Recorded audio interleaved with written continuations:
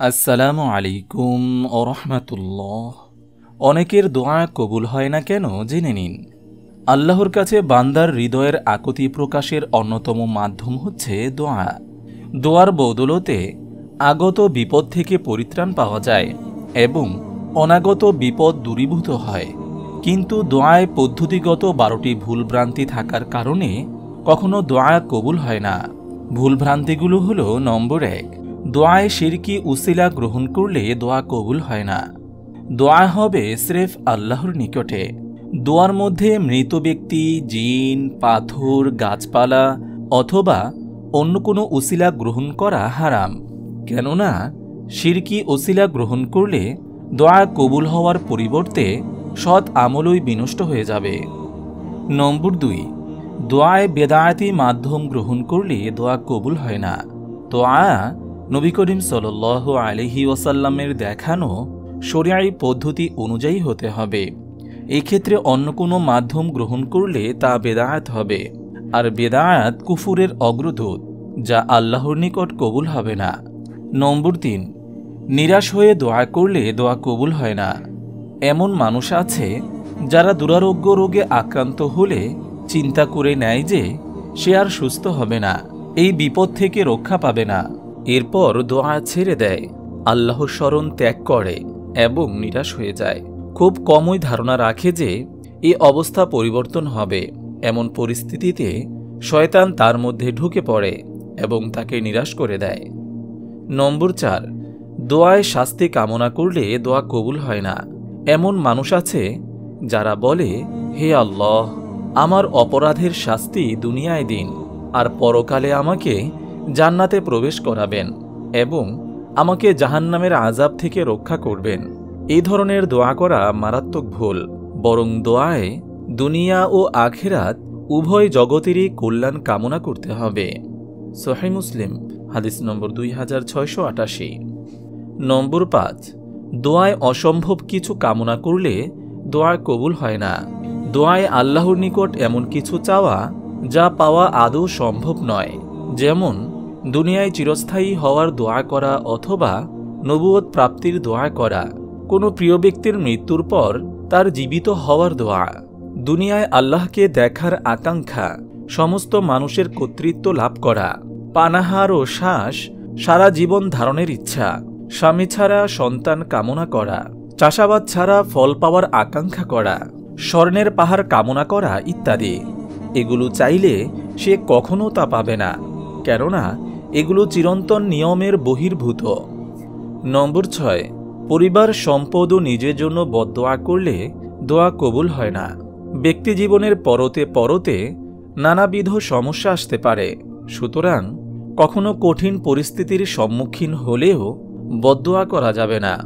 রাসূল সাল্লাল্লাহু আলাইহি ওয়াসাল্লাম বলেছেন, তোমরা নিজেদের অভিশাপ দিও না, তোমরা তোমাদের সন্তান সন্ততিদের অভিশাপ দিও না, তোমরা তোমাদের চাকর চাকরানীদের বদদোয়া করো না এবং তোমরা তোমাদের ধন সম্পদের প্রতি বদদোয়া করো না।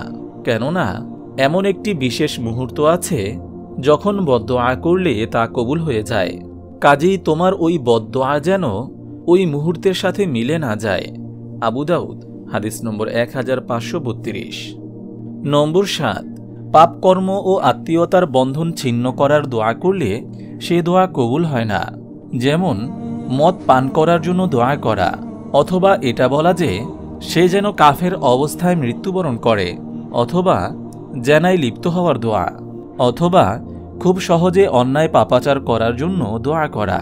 এই ধরনের পাপ কাজের জন্য দোয়া করা মারাত্মক গর্হিত কাজ।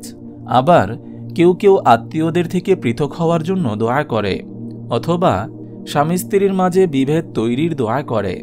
এমন দোয়া করলে আল্লাহ তাআলা কবুল করবেন না। রাসূল সাল্লাল্লাহু আলাইহি ওয়াসাল্লাম বলেছেন, বান্দার দোয়া সর্বদা কবুল করা হয় যদি না সে পাপ কর্মের জন্য কিংবা আত্মীয়তার সম্পর্ক ছিন্ন করার জন্য দোয়া করে। সহিহ মুসলিম হাদিস নম্বর 2735। নম্বর 8, দোয়ায় তাড়াহুড়া করলে দোয়া কবুল হয় না।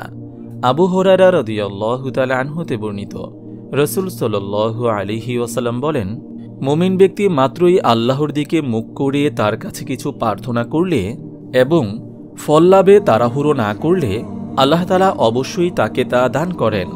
হয়তো তিনি তাকে দুনিয়ায় অবিলম্বে দান করেন অথবা তার আখিরাতের জীবনের জন্য তা সঞ্চিত রাখেন। সাহাবীগণ বলেন, হে আল্লাহর রাসূল, তার তাড়াহুড়ো কিরূপ? তিনি বলেন, সে বলে, আমি তো দোয়ার পর দোয়া করতে থাকলাম, কিন্তু তা কবুল হতে দেখছি না। নম্বর 9, দোয়ায় রহমতকে সংকুচিত করলে তা কবুল হয় না। অনেকে বলে, হে আল্লাহ, আপনি শুধুমাত্র আমাদের এলাকায় বৃষ্টি বর্ষণ করুন, অথবা হে আল্লাহ, আপনি শুধুমাত্র আমাকেই সুস্থ রাখুন, হে আল্লাহ, আপনি শুধুমাত্র আমাকে রিজিক দিন ইত্যাদি। এমন দোয়া করতে রাসূল সাল্লাল্লাহু আলাইহি ওয়াসাল্লাম নিষেধ করেছেন। সহিহ বুখারী হাদিস নম্বর 6010। নম্বর 10, দোয়া কবুলের ক্ষেত্রে অন্যের উপর ভরসা করলে দোয়া কবুল হয় না। এমন অনেক মানুষ আছে যারা নিজেদের পাপ ক্ষমার জন্য স্বয়ং আল্লাহর কাছে দোয়া না করে পীর ফকিরদের দ্বারস্থ হয়। কখনো মৃত পিতামাতার জন্য আলেম ওলামা দ্বারা দোয়া করিয়ে নেয়, অথচ পিতামাতার কবরে নেকি পৌঁছানোর জন্য কোনো আলেম ওলামা নয়, বরং তার দোয়াই পিতামাতার কবরে পৌঁছবে। কেননা রাসূল সাল্লাল্লাহু আলাইহি ওয়াসাল্লাম বলেছেন, যখন মানুষ মৃত্যুবরণ করে তখন তার সমস্ত আমল বন্ধ হয়ে যায় 3 প্রকার আমল ছাড়া। তা হল সদকায়ে জারিয়া, এমন ইলম যার দ্বারা উপকার হয়, পুণ্যবান সন্তান যে তার জন্য দোয়া করতে থাকে। সহিহ মুসলিম হাদিস নম্বর 1631। নম্বর 11, দোয়ায় মৃত্যু কামনা করলে দোয়া কবুল হয় না। যখন বিপদ কঠিন হয় তখন মানুষ অধিক ব্যথাতুর হয়ে পড়ে, এমনকি মৃত্যু কামনা করে থাকে। এটা মারাত্মক ভুল। আনাস রাদিয়াল্লাহু তাআলা আনহু হতে বর্ণিত, তিনি বলেন, রাসূল সাল্লাল্লাহু আলাইহি ওয়াসাল্লাম বলেছেন, তোমাদের কেউ কোনো বিপদের কারণে মৃত্যু কামনা করবে না। আর যদি কেউ এমন অবস্থায় পতিত হয় যে তাকে মৃত্যু কামনা করতেই হয়, তবে সে মৃত্যু কামনা না করে বলবে, হে আল্লাহ, যতদিন পর্যন্ত বেঁচে থাকা আমার জন্য মঙ্গলজনক হয় ততদিন আমাকে জীবিত রাখো, আর যখন আমার জন্য মৃত্যু মঙ্গলজনক হয় তখন আমার মৃত্যু দাও। সহিহ বুখারী হাদিস নম্বর 5671। নম্বর 12, দোয়ায় শুধুমাত্র নির্দিষ্ট কিছু ব্যক্তিকে খাস করা ঠিক নয়।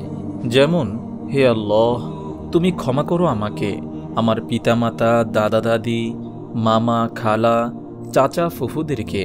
বরং উত্তম হতো এভাবে দোয়া করা যে, হে আল্লাহ, আপনি ক্ষমা করুন আমাদেরকে, আমাদের ভাই ও প্রিয়জনদেরকে, আত্মীয় স্বজনদেরকে। হে আল্লাহ, আপনি সমস্ত মুসলিম নরনারীকে ক্ষমা করুন, নিশ্চয়ই আপনার রহমত প্রশস্ত। কেননা মহান আল্লাহ তাআলা মুমিন নরনারীদের সকলকেই দোয়ায় অন্তর্ভুক্ত করতে পবিত্র কোরআনে বলেন, আর তোমার ত্রুটির জন্য ও মুমিন নরনারীদের ত্রুটির জন্য তুমি ক্ষমা প্রার্থনা করো। সূরা মুহাম্মদ আয়াত 19। আল্লাহ তাআলা আমাদের প্রত্যেককে কবুলযোগ্য দোয়া করার তৌফিক দান করুন, আমিন।